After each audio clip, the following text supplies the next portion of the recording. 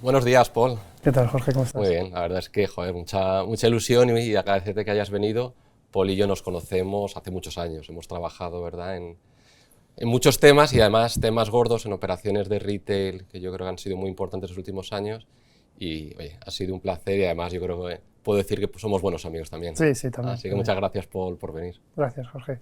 Y la idea de hoy es hablar, bueno, mucho de lo que hace Paul también, ¿no?, del mercado de inversión y particularmente en el retail, sobre todo para estar un poco al día. Es verdad que se habla muchísimo de tanto de qué está ocurriendo a nivel macro como en el retail y queríamos, bueno, pues aprovechar los próximos 10-15 minutos y entrar en algo de detalle. Perfecto. Y quizá empezando por ahí, ¿no?, la parte más macro. Y llevamos ya pues, más de un año con la guerra de Ucrania, yo creo también más de un año hablando de IPCs altos, con muchísimo ruido, ¿no? Y luego es verdad que el ruido es muy macro, es muy global, también aterriza aquí.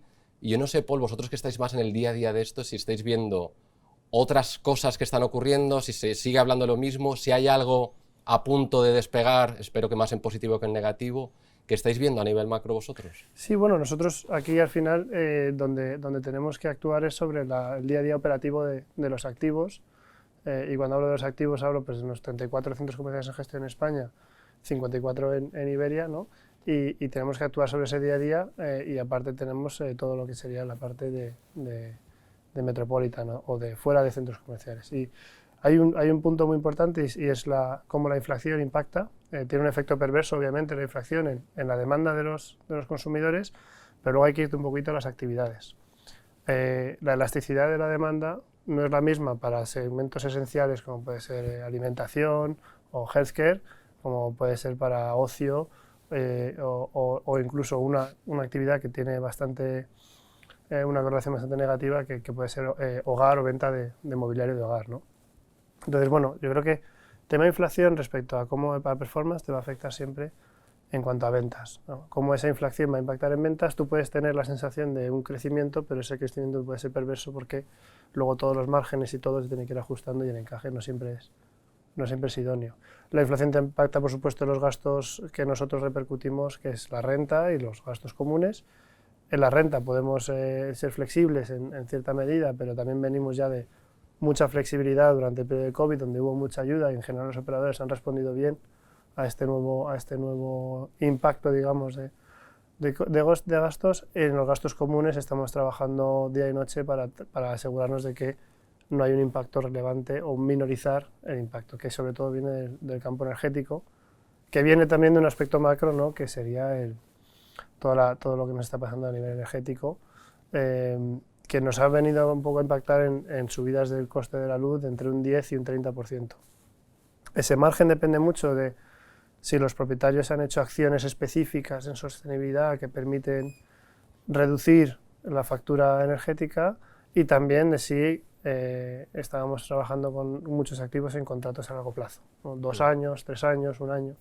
Pero el caso es que trasladar a los inquilinos este impacto de la luz, pues a nivel macro, yo te diría que es estos dos impactos, ¿no? La inflación y coste energético trasladados al día a día del retail, pues tienen más coste, potencialmente más venta, pero claro, más venta y ajustar eso al margen no siempre es un efecto directo.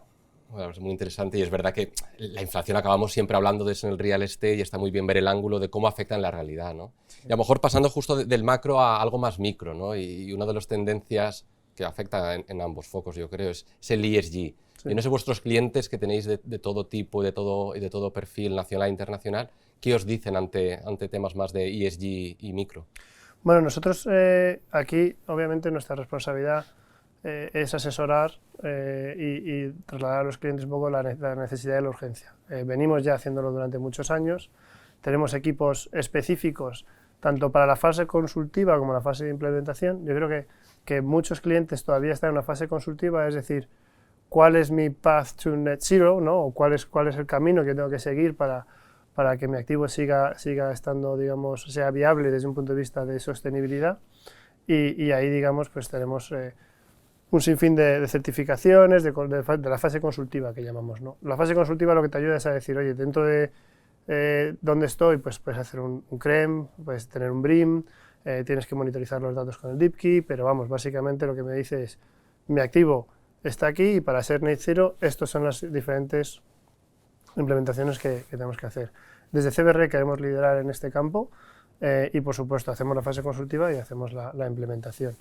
Esto, sin lugar a duda, tiene un efecto de CAPEX, pero también tiene un impacto en OPEX. Como describía antes, si has estado haciendo este tipo de actuaciones en los últimos años, pues ahora te puedes beneficiar enormemente de haberlas hecho, tanto en nivel de aislamiento, nivel de consumos, nivel de dónde obtengo la energía, ¿no? Y esto, pues, digamos, este pathway que te hago en la fase consultiva te identifica qué acciones deberías hacer durante los próximos 10 años para que de aquí a 2040, digamos, que es cuando se ha marcado el hito, nosotros estamos con la ambición de hacerlo en 2030 ya, ser net zero. Porque dentro del ESG hay una amalgama un poco de cuestiones. La prioritaria en el sector inmobiliario ahora mismo es la E. Obviamente en centros comerciales, en la S, tenemos muchísima actuación y en la gobernanza también, que tiene que ver en la S con la experiencia de consumidor, o sea, que al final esa relevancia que tienen los centros como una forma de hacer comunidad, como una forma de crear vínculos sociales, pero sobre todo el foco ahora mismo, o donde está muchísima la presión, es en la E de la ESG, en el mundo inmobiliario y específicamente en el mundo de los centros. Y hablar de centros, y vosotros gestionáis muchísimo, ¿no?, en España, vamos a aterrizarlo en datos sobre el performance, ¿no? ¿Qué estáis viendo en vuestros centros, esos niveles de ocupación, esas ventas, ese footfall? ¿Cómo está el retail? ¿Seguimos mejorando Sí. o dónde estamos? Bueno, aquí hay un discurso en el mercado que es pre-COVID, post-COVID, ¿no? Y todo el mundo utiliza el 2019, que fue un año excepcionalmente bueno en muchos sentidos, pero todo el mundo utiliza 2019 como el benchmark, ¿no? Y todo el mundo dice, ¿cómo está respecto a 2019 en ventas y en afluencias? Y todo el mundo quiere compararse con 2019. Nosotros ahí, bueno, nuestra recomendación es coger ese dato con un poquito de cautela, pero al final estamos en términos de ventas, pues prácticamente ligeramente por encima de 2019, pues en 2, 1, depende del mes, depende del activo, pero en nivel de afluencia estamos todavía a marzo de 2023 un 10% por debajo. Esto se traslada en dos puntos. Uno, es posible que la venta media por visita haya aumentado, realmente es así, y luego por el otro lado, si deflacionamos ese 2% de crecimiento respecto a 2019 con toda la inflación que hemos vivido, pues a lo mejor realmente hay un impacto también de inflación en todo esto. Desde luego el e-commerce ha cogido su parte del pastel y en este sentido pues ha sido un acelerador brutal para todo el sector. En realmente retailers que tenían planes de hacer cambios a 5 o 10 años vista, decir, oye, aprovechamos el COVID y consolidamos. Entonces, vemos que centros donde ha habido asset management o donde ha habido consolidación digamos, pues a lo mejor ha habido un cierre en otro centro y eso impacta positivamente en el activo, ahí hay crecimiento real.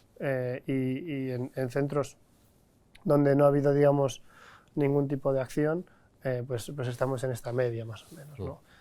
A nivel de ocupación, te diría, viniendo 2020-2021 manteníamos casi cualquier situación medianamente viable, estábamos primando mantener los centros abiertos, mantener los centros con la máxima ocupación posible, y ya en 2022 recomendamos a muchos de nuestros clientes gestionar activamente este tipo de situaciones, porque realmente hemos tenido un muy buen empuje por parte de los operadores en nuevas aperturas.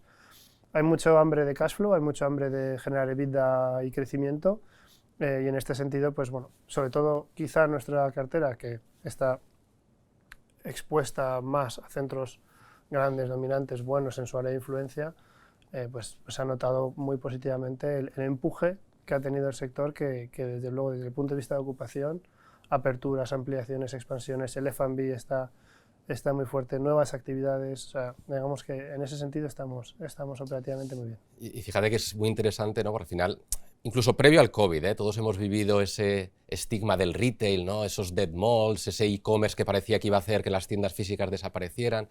Entonces, a mí me gusta mucho este tipo de análisis, sobre todo vosotros teniendo tantos datos, porque te aterriza la realidad de lo que se está viendo, ¿no? Y los centros funcionan, y el footfall, y el cash flow, bueno, todo esto que has contado tú. Pero sí que es verdad que luego está el mundo de las transacciones, ¿no? Yo creo que está el mundo, digamos, no del corto plazo, pero sí de la visión del cash flow, oye, que los centros funcionen, pero ya le pones el foco, ¿no? El foco del largo plazo, ¿no? El foco de ese potencial inversor, ese potencial fondo. vosotros tenéis mucha relación con todo tipo de inversores, tanto la parte comprador, pero también de la parte vendedor. ¿Qué estáis viendo? ¿Va a volver la transacción del retail? ¿Cuándo? ¿Cómo? Sí. Bueno, ahí la prensa tiene que vender periódicos y tiene que hacer clics, ¿no? Y la sangre vende y todo lo que sea, pues este sensacionalismo más... bueno, poner la foto del mall y que el mundo se va a acabar y todo, pues esto pues genera, ¿no?, un poquito de salsa. Y ahora estamos viendo un poco que esa atención quizá que tenía el retail está quizá puesta en otros sectores, ¿no? Y eso pues nos puede incluso beneficiar. Pero yendo un poco al mercado de inversión y todo lo que hemos vivido, efectivamente, venía el e-commerce, venían online y ahora la inflación y toda esta situación de tipos de interés. Y un poco cómo estamos pasando esta travesía. Al final los inversores es verdad que el sensacionalismo les afecta y ha habido momentos realmente duros en los que era muy difícil plantear una operación de retail. Eso sin duda ha generado menos presión competitiva, ha afectado sin duda los volúmenes de inversión de centros comerciales, pero desde un punto de vista del inversor, el inversor lo que está buscando es reducir riesgo, y aquí hablo de riesgo, no de incertidumbre, es decir, si tú ves incertidumbre, eso es non-grade, eso no lo puedo invertir, no puedo hacer, no lo entiendo, pero una vez que empiezo a tener datos y los centros comerciales en esto son buenísimos, te dan muchísimos datos constantemente de cómo está evolucionando todo. Si veo que la penetración del e-commerce está subiendo, pero que los centros siguen generando ventas, cash flow recurrente, obviamente empieza a tener confort. Y la tesis para España es diferente que la tesis de Reino Unido o de Estados Unidos. El stock de Estados Unidos es 10 veces más que el de España, que esto es un informe que hicimos hace ya muchos años, y es 5 veces inferior al de Reino Unido.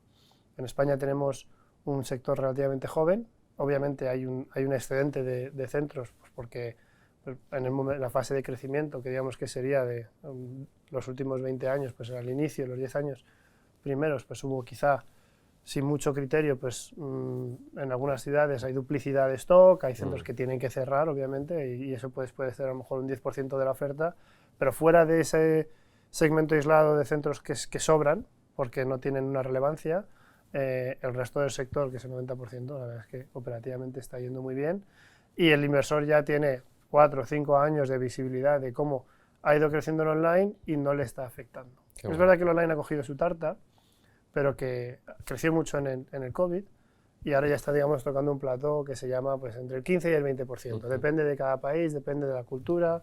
Nosotros tenemos turismo, y el turismo al final pues es muy difícil, siendo turista, que te mande las cosas al hotel mientras estás aquí. Generalmente es una compra muy impulsiva, muy espontánea.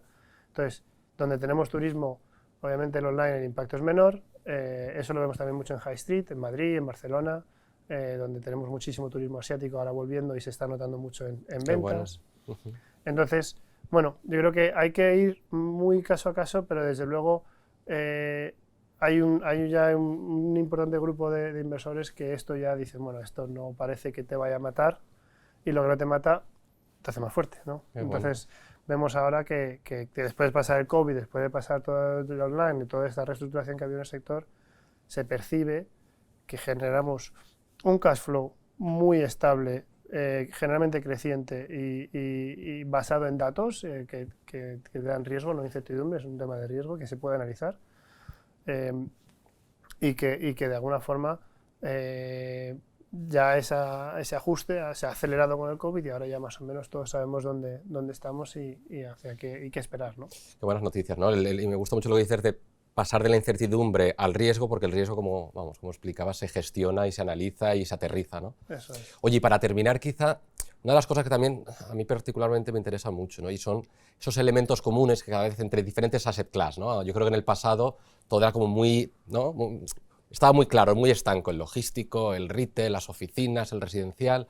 Yo creo que ahora hay cierta fusión en algunos casos, y el retail y el hospitality ya lo vivieron, ¿no? Y lo siguen viviendo.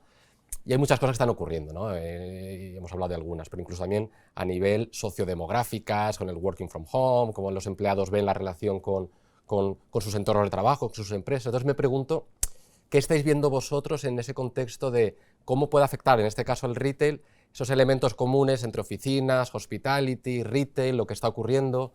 ¿Qué te dice O sea, esto?